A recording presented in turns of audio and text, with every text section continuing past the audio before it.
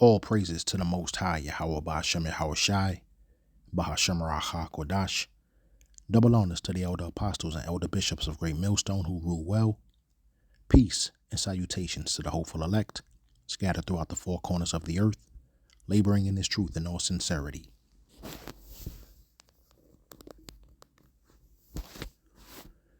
Wisdom of Solomon, chapter 14, and I'm going to read verses 8 through 10. But that which is made with hands is cursed, as will it, as he that made it. He, because he made it, and it, because being corruptible, it was called God. For the ungodly and his ungodliness are both alike hateful unto Elohim. For that which is made shall be punished, together with him that made it.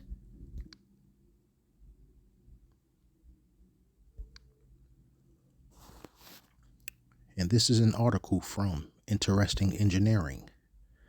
This was published 1 day ago by an individual by the name of Hiho Malayil, if I'm pronouncing his name correctly. This article is titled Humanoid Soldier Robots Arrive in Ukraine as Battlefield Technology Test Begins.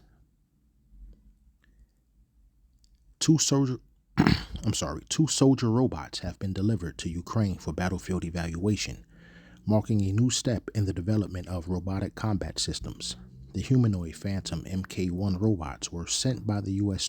Startup Foundation in February, according to the company. Ukraine has increasingly become a real-world testing ground for emerging military technologies, attracting defense firms and startups from the West. The San Francisco-based robotics firm plans to deploy the humanoid robots closer to the front line to refine their capabilities.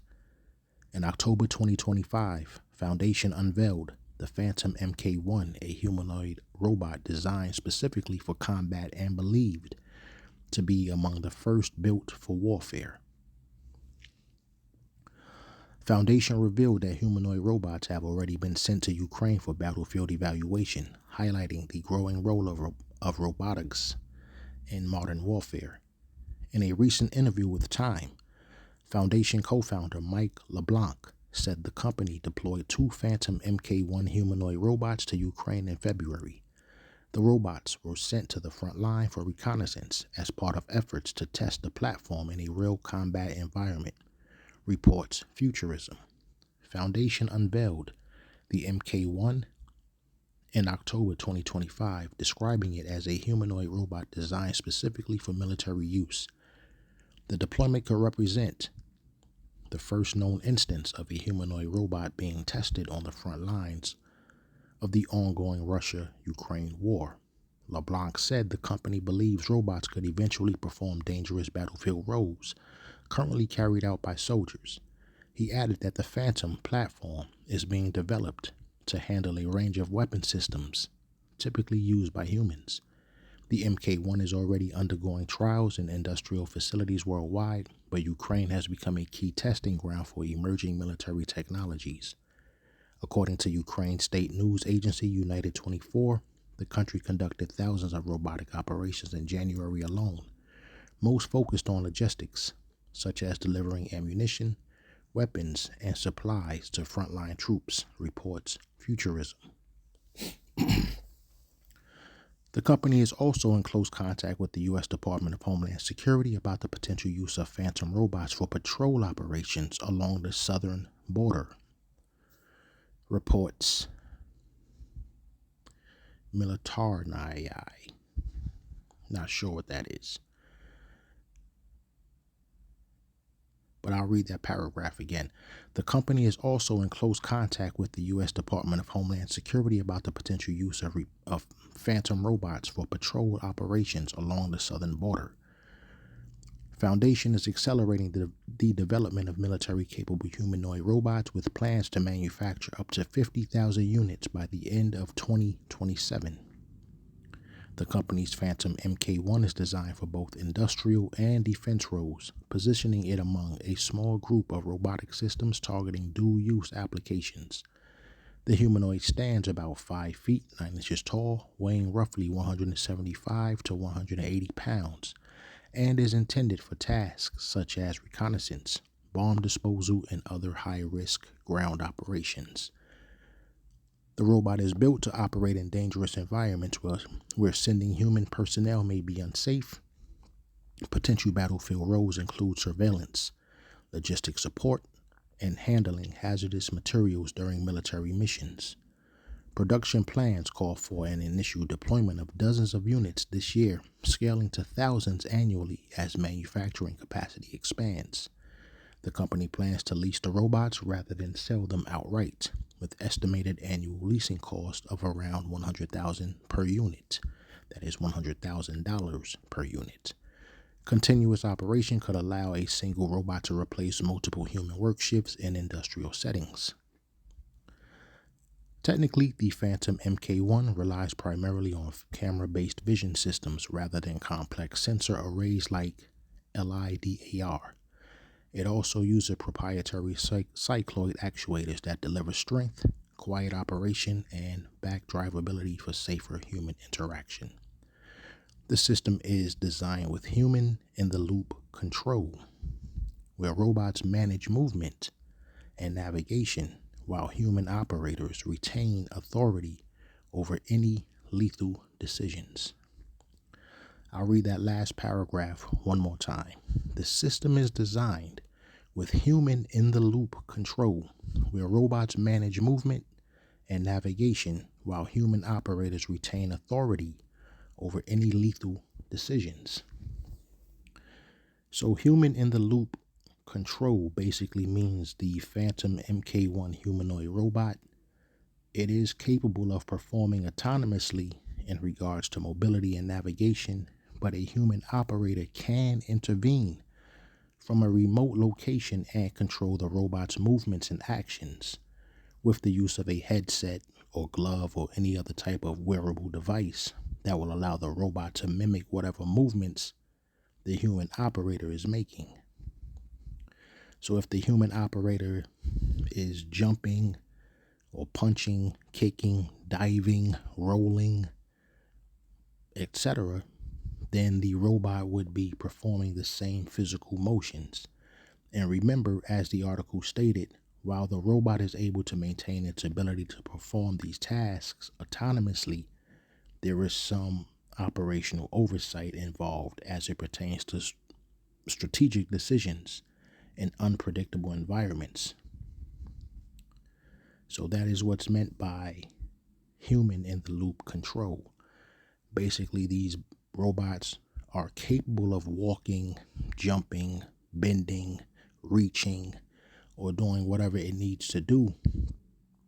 But in certain scenarios, a human can intervene from a remote location with a wearable device and can dictate the robot's movements by performing those movements himself as a human. Whatever movement he's making, the robot would be making those same movements in the field. So, as I mentioned in a couple of previous videos, there is a difference between artificial intelligence versus artificial general intelligence. And I'm not going to go too deep into this because I think I've covered this in maybe one or two previous videos. But, AI is described as narrow or weak. It's focused on specific tasks. These particular robots here is basic artificial intelligence. Not too much different from, a chess.com or Google AI overview or various other search engines and programs that all, use different forms of AI. They're pre-programmed to perform specific tasks that it's being asked to do. So just as an example, you won't be able to go to like chess.com and be able to ask the chat bot about the Super Bowl. It's already pre-programmed for chess instructions and chess strategies. So while AI is described as weak or narrow, its counterpart, AGI, which is artificial general intelligence, is considered strong and or human leveled.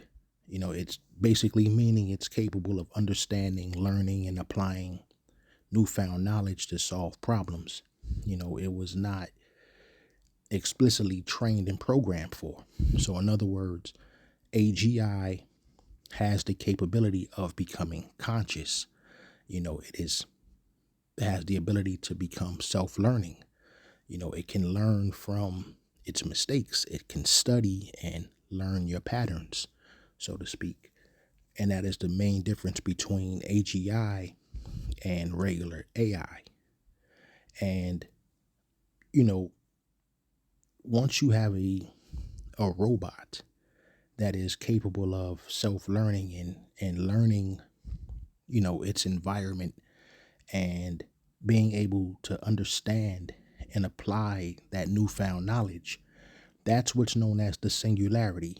And like I said, I've also gone over this in a couple of previous videos as well. The singularity is basically AI advancing to the point where it can learn and improve itself and surpass human intelligence or the need for human intervention. That is what AGI essentially is. There's some within the community there who basically say that we have not reached that point yet. We have not reached that point where these particular robots or programs have become self-learning or conscious, I should say. But Elon Musk just very recently, I want to say within the past month or so, maybe a little bit more than that now that I think about it, Elon Musk himself, though, has basically said that we already have reached the singularity. We've already reached that point where these particular robots are self-learning, you know. So Elon Musk probably would know something about this. He did design the Tesla Optimus, if I'm correct on this particular name. But so some say that we haven't, but there are some within that community as well, such as Elon Musk, who says we already have reached the singularity. We already have reached that point where these particular types of robots can become self-learning and even eventually become self-governing. So when you think of AGI or artificial general intelligence, movies like The Terminator should immediately come to mind. Remember in that particular movie, Skynet became aware and started learning at a geometric rate, basically surpassing human intelligence and subsequently becoming conscious and eventually seeing humans as a threat. So if we come back to this original article that I was just reading, this is the reason why the Phantom MK1 humanoid robot is designed with that human in the loop control. They've designed it that way as a means of overriding any potential Skynet moment, so to speak. So if these particular humanoid robots here, if they was to ever become self-conscious or aware, they feel that they would be able to override that because they can still, control it from a distance. So that is the purpose of that there. And with that being said, I want to go back to my opening scripture here for a second. Wisdom of Solomon 14. But that which is made with hands is cursed, as well it as he that made it. He because he made it, and it because being corruptible, it was called God. For the ungodly and his ungodliness are both alike hateful unto Elohim. For that which is made shall be punished together with him that made it. So these particular robots, they're already cursed. They're already doomed to be destroyed, as we just read here in verse 8. And not just the robots itself, not just this artificial intelligence or artificial general intelligence, but the makers, the people who designed these things from the jump, they're already cursed because, as it says here, as he because he made it, and it because being corruptible, it was called God. So, this is a form of idolatry here. When you have these elite and they're putting a lot of money into this here, believing that, this is going to be their heaven on earth here, where they believe that they are going to rule the world with humans as their slaves, and basically these robots as like a form of, control, controlling the masses. But all of this eventually is going to be destroyed if it even makes it that far. Right now they're saying that, by the end of 2027, they should have 50,000 of these coming off the assembly line, as we read in that particular article. But that's even if it makes it that far, and even if it does make it that far, it really doesn't even matter anyway, because like I said, these things are already cursed. They're already doomed, so to speak, when Hamashiach Yahushua comes back, when he comes back with the angels. And then there's going to be that portion of the elect. There are going to be some within the elect that are going to have, or maybe all, I honestly don't know, but they're going to be, the elect themselves are going to have spiritual powers. So they're going to be able to outrun these things, outjump these things, basically punch them with one shot and these things collapse, So just something to think about here, seeing what the wicked are trying to do. They're really trying to, this whole notion of the singularity, they are trying to bring these things to life. They're trying to get it to where it has a conscious and it is self-learning and self-governing. Some people are against it, but there are some like Elon Musk who basically, this is actually what he wants, and right now this particular race, it is between the U.S. and China. The U.S. and China right now are leading the way in this particular race for artificial intelligence and the creation of these particular types of robots here. So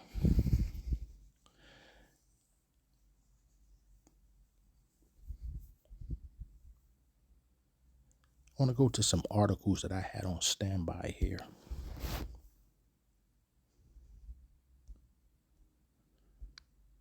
Oh, well, let's take a look at this here. And when you look at this video, you'll probably come to the same conclusion I came to. This is a very old video. Even though this particular article here, tvpworld.com, U.S. company sends 2 humanoid soldier robots to Ukrainian front line, edited by Matthew Day. This came out on March 13th, 2026, just a few days ago at 1:06 p.m. by this individual, Ewan Jones. So when you take a look at this video, the first thing I thought was, this video, even though this was only published, this particular article just came out a few days ago, this is an old video. I don't know how old, maybe 2 years, 3 years, 4 years old. But there's no way that these particular robots here are going into any front line. When you'll see them, they look clumsy, they look slow. But remember, just last year for the Chinese New Year,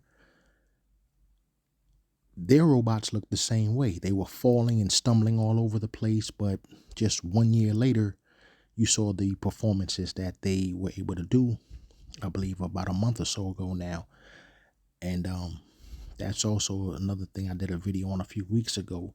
But if you take a look at this particular video here, you'll notice how slow and clumsy this particular robot looks. And first thing that ran through my mind was, that particular robot right there, or this model or whatever, this is not ready to be on the front lines in a war zone. So let's just take a quick look at this.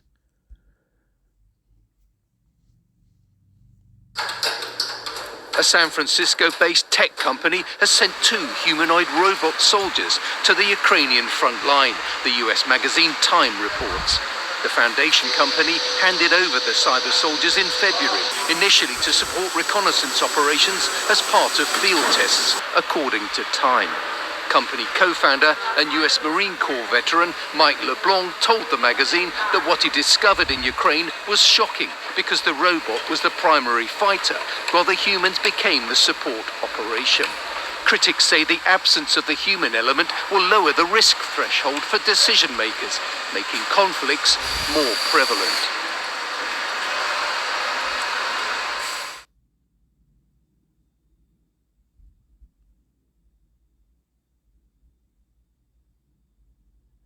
So you probably noticed the same thing I noticed. This is more than likely a older video. Like I said, may have came out. This particular video was probably, this footage was actually probably ran about a year ago, maybe 2 years ago. But those particular robots there do not look like they are ready to be in the field. So what they're actually showing us, can mark my words, those are not the same exact robots that have been deployed to Ukraine. So with that being said, and we can take a look at some of these things here. This is what they look like. And this is the Phantom MK1 humanoid robot here. Take another look at this one. So as you can see, these are still under development. These were some pictures that I came across on the internet.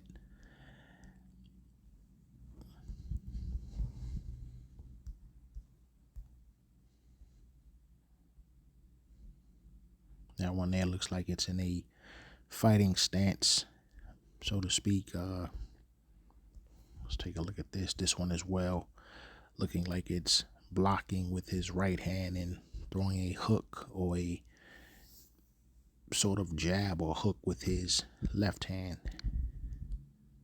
But that's just some actual images of them.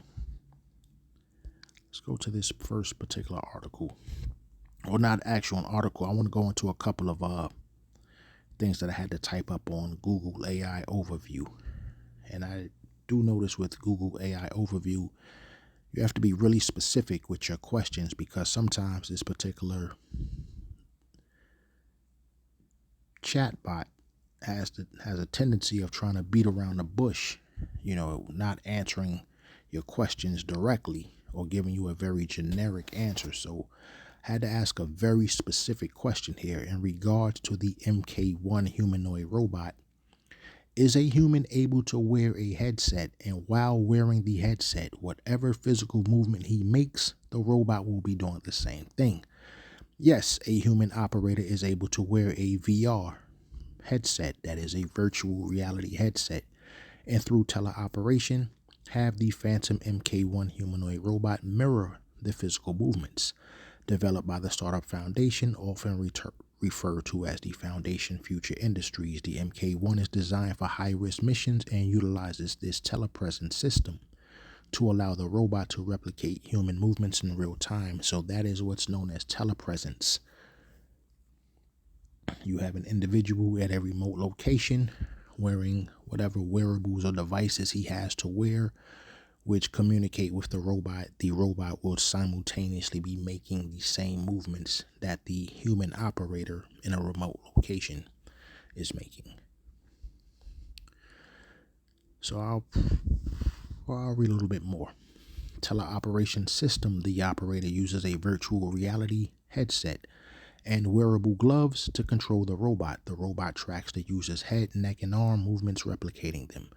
Mirroring abilities. Users can make movements that the robot mimics, including waving, moving arms, making fists, and performing gestures like a peace sign. Immersive control. The system allows the user to operate the robot from a distance, with the robot functioning as a midpoint between a drone and a soldier. Design and safety. Phantom MK1 stands 5'9" and weighs about 175 pounds, featuring collision and safety bubbles to manage its interactions, although it is explicitly designed for defense and industrial tasks. The robot is not fully autonomous, relying instead on this human-in-the-loop setup for navigation, balance, and fine motor skills in environments like factories and battlefields. So the next article I'm going to read. VR telepresence, and I think I just went into this VR telepresence uses VR headsets, cameras, and IoT, Internet of Things, to transport users into a shared virtual or remote space, creating the sensory experience of being physically present in a different location. It enables real-time interaction, remote work, and immersive training, often using avatars in virtual offices or operating remote robots. And that is what is VR telepresence. So that the whole idea of someone being able to wear a glove or a headset while controlling a robot that is a whatever distance away, that is known as VR telepresence.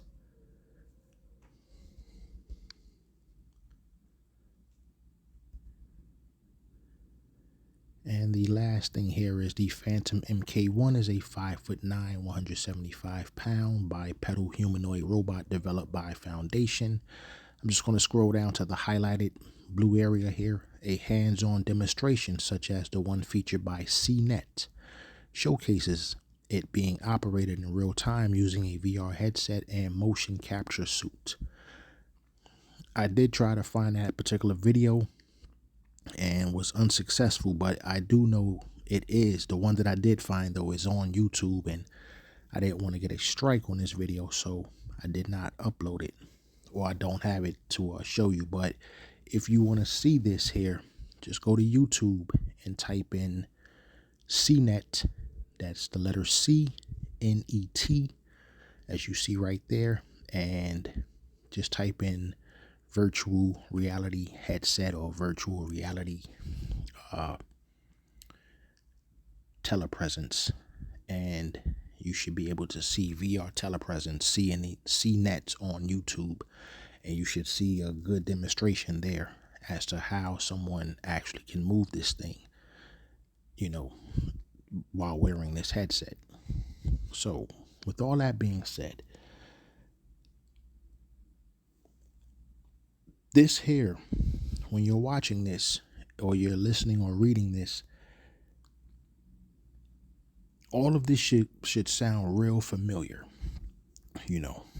This is all, as I was reading this and watching the videos earlier, coming up with this, trying to determine how I wanted to go about making this particular video here, I'm in my mid to late 40s, so if you're in my age range or a little bit older, or maybe I would say, maybe up until about 40 years old, if you're 40 years old or older, you might remember, these things from Nintendo. There was the Power Glove, and this was the Nintendo Power Glove. It was used for certain boxing games. I can't really remember if you could use it for games like Double Dragon or something like that, but this is one of those. This is also what's known as VR telepresence, but this is in its earliest stages right here. So you can see something like Nintendo. This is what they're using now. These are the type of devices that they're using. Things really similar to when we were kids, using the Power Glove to basically operate, your character, the on-screen character that you were using. But in this particular case here, someone will put the glove on, a human would actually put the glove on and would reach down and pick something up. And whatever gestures this human is making with this glove is exactly the same type of thing the robot would be doing in real life in the field. So you see that there. This was the Virtual Boy. This was the particular mask that you could wear and play certain Nintendo video games with. So, and it's funny because if you go and look at that video again that I just played, you would see a girl in the background wearing a mask that almost looks very similar to this. His is red, but I think hers was white in the video. So, this was the Power Pad. This was played with games like World Class Track Meet. So you will be racing somebody, and a person will be standing right here on numbers 1 and 2, his opponent would be standing on 3 and 4, and they would start racing. And the objective obviously is to keep your feet, your left foot will be hitting 1, your right foot hitting 2. The opponent's left foot would be hitting 3, their right foot would be hitting 4. So you wanted to make sure your feet was going in those red or blue circles. That kept your guy running on screen.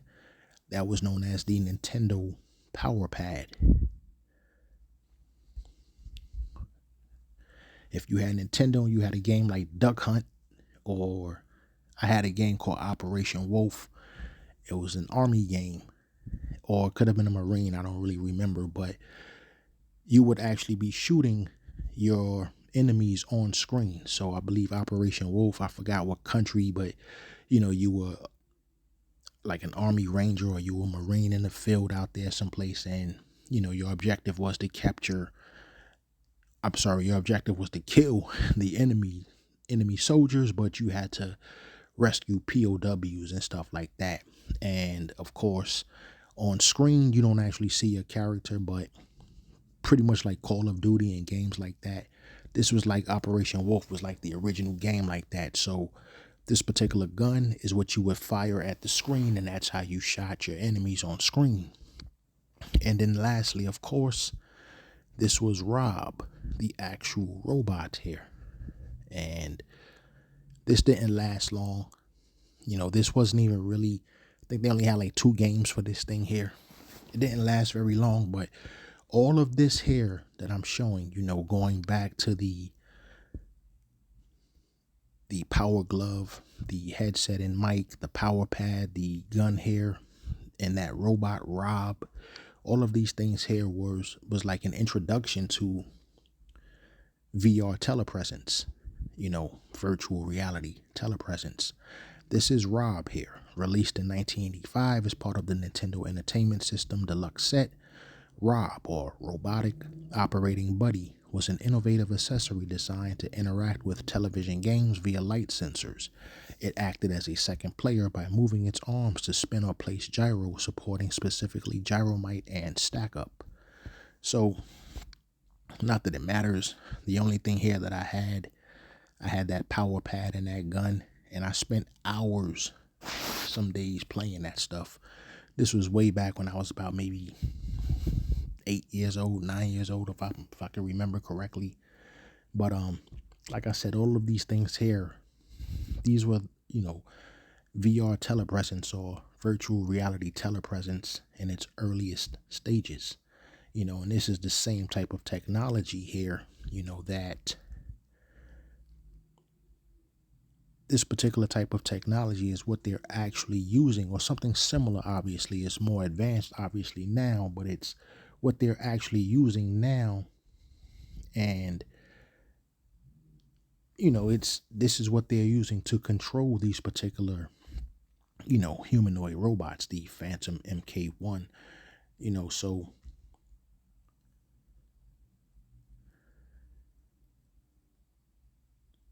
but I just wanted to show that real fast. The kind of lost my thought, and I do apologize for that. The and just like the actual robot itself, when you look at the power pad, you will be running on that particular power pad, or you will be using that particular glove, and the character on screen would be doing the same thing. That's exactly how this particular stuff here would work with the robot. So the only difference now, obviously, is that there is no on-screen video game character under human control. It's actually now a physical robot that is able to be put in a real-world wartime setting, while its controller is in a remote location dictating its movements and actions. So I'm going to go to Psalms chapter 59 here for a second. Psalms chapter 59.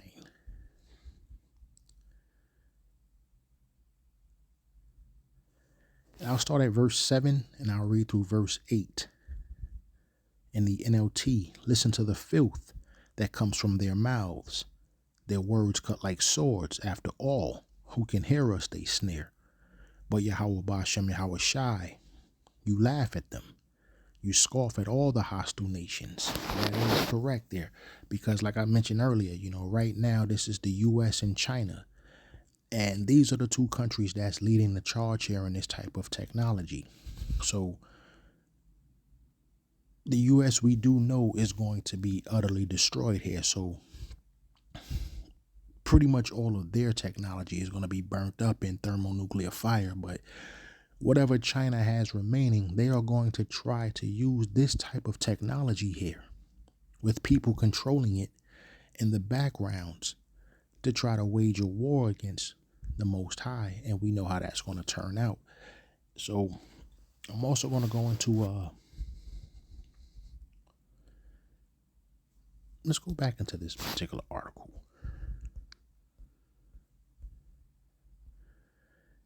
Those first 3 paragraphs: 2 soldier robots have been delivered to Ukraine for battlefield evaluation, marking a new step in the development of robotic combat systems. The humanoid Phantom Mk1 robots were sent by U.S. startup Foundation in February, according to the company. Ukraine has increasingly become a real-world testing ground for emerging military technologies, attracting defense firms and startups from the West. The reason why I wanted to go back there is because in that last paragraph I just read, this is part of the reason why this war is being dragged out as well. So Ukraine has increasingly become a real-world testing ground for emerging military technologies, attracting defense firms and startups from the West. So this is the type of stuff here that they're doing. They're basically dragging this war out as they're experimenting, as they're creating brand new weaponry and these type of robotic devices, this type of artificial intelligence. They're stretching this out and using this Russian-Ukrainian war as a testing ground for this type of technology. So, this is all money. There's so much money being made behind the scenes here. Can you imagine the multi-billion-dollar defense contracts that's going to come out of this? So that's part of the reason why this particular war is being dragged out. So I want to go to Psalms, though, chapter 9, verses 16 and 17.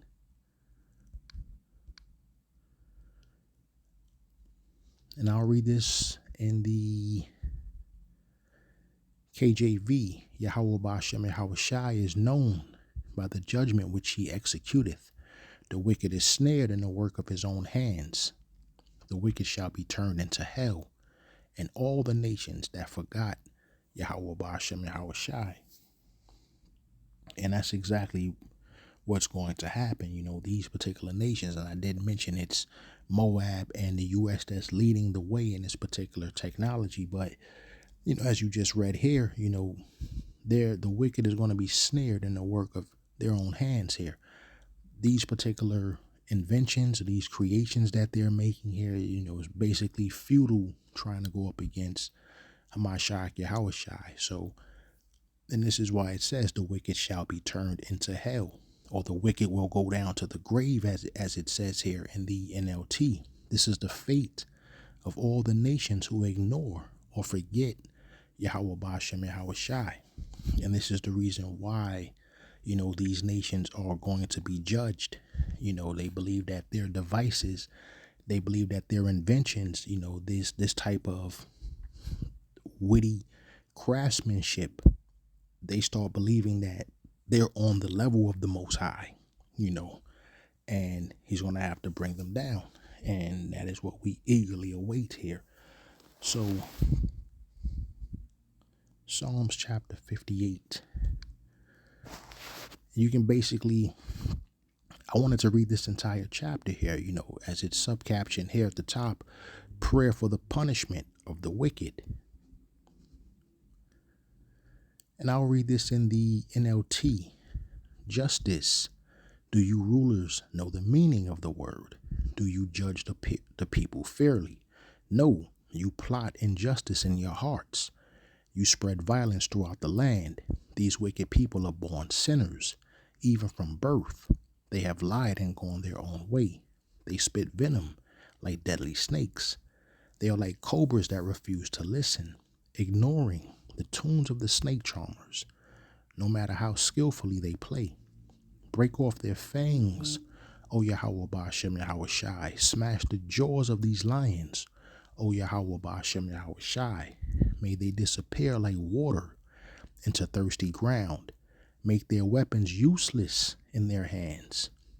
May they be like snails that dissolve into slime like a stillborn child who will never see the sun. Yahweh Ba'ashem Yahweh Shai will sweep them away, both young and old, faster than a pot heating over burning thorns. The godly will rejoice when they see injustice avenged. They will wash their feet in the blood of the wicked. Then at the last, everyone will say, there truly is a reward for those who live for Allahayim. Surely there is a power who judges justly here on earth. And that, once again, that is Psalms 58, a prayer for the punishment of the wicked. Because this is what we're going to need here. You know, you got these nations, you know, coming up with this type of, you know, this type of workmanship, of the workmanship of their hands here.